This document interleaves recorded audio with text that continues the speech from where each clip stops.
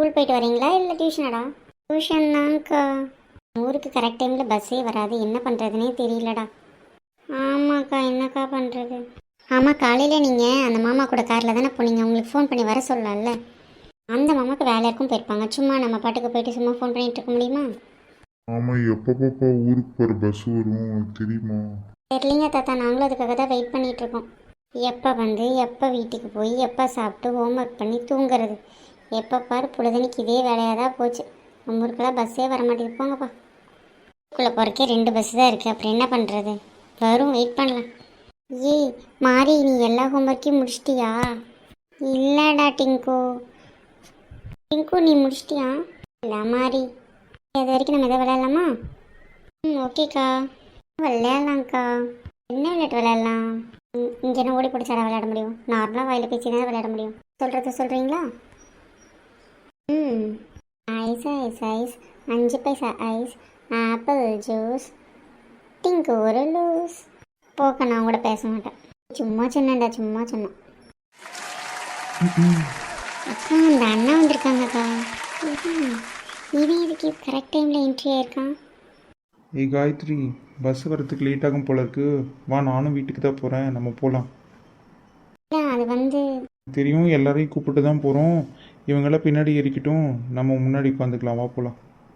தாத்தா வாங்க, நீங்களும் தான் குட்டீஸ், வாங்க போகலாம். இன்னும் திடீர்னு இவ்வளோ நல்லா நான் மாறிட்டேன். முதல்லேருந்தே இப்படி தானா, இல்லை நமக்கு தான் திடீர்னு புதுசாக தெரியுறானான்னு தெரியலையே. இப்போ எந்த பேந்த முடிக்காமல் வந்து சேரு வாடி. உன்னை வீட்டில் போய் வச்சுக்கிறேன். என்னடா அஸ்கி வயசில் பேசுகிற? இவரை தான் நீங்கள் கட்டிக்க போகிறீங்களா? என்னது இவரேவா? ரொம்ப அழகாக இருக்காரு, நல்லவராக இருக்காரு, பேசாமல் கட்டிக்கோ. இது போடா, வயசுக்கு தகுந்த மாதிரி பேசு, சரியா? இல்லைக்கா, நல்லா இருக்காருன்னு சொன்னேன், அவ்வளோதான். அவங்க அம்மா கிட்ட சொல்லி கொடுக்கவா? வேணாம், நீ என்னமோ பண்ணு, போலாம் வா. அது ஹாய், உனக்காக நான் ஒரு கிஃப்ட் வாங்கிட்டு வந்திருக்கேன் காயு. எனக்காகவா? ஆமாம். எதுக்கு வாங்கிட்டு வந்திருக்கீங்கன்னு தெரிஞ்சுக்கலாமா? சும்மா பர்ச்சேஸ் பண்ணலான்னு போனேன். இப்போ பார்க்கும்போது இந்த கிஃப்ட்டை பார்க்கும்போது உன் ஞாபகம் வந்துச்சு, அதான் வாங்கிட்டு வந்தேன். பிடிச்சா வாங்கிக்கோ, இல்லாட்டி வேண்டாம், ஒன்றும் பிரச்சனை இல்லை. சரி கொடுங்க, வாங்கிக்கிறேன். அப்புறம் இதை வந்து நீ தனியாக தான் பிரித்து பார்க்கணும், ஓகேவா? பிடிச்சிருந்தா யூஸ் பண்ணிக்கோ. நான் முன்னாடி போகிறேன், நீ பின்னாடி வா. ஆமாம், எனக்குள்ளே என்ன நடக்குது இப்போ? எதுக்கு நான் கொடுத்த கிஃப்ட்டை வாங்கினேன் எனக்கே புரியலையே.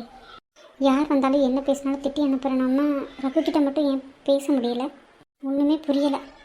சரி, கிஃப்ட்டை பார்த்துட்டு பேசிப்போம்.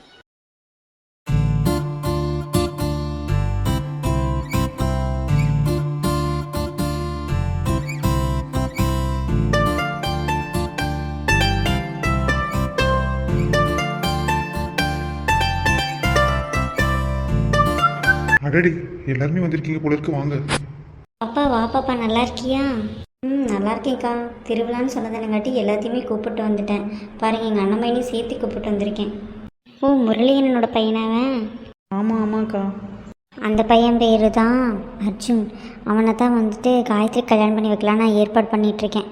ஆனால் அவங்க அம்மாவோ மல்லிகாவை தான் கல்யாணம் பண்ணி வைக்கணும்னு நினைக்கிறாங்க.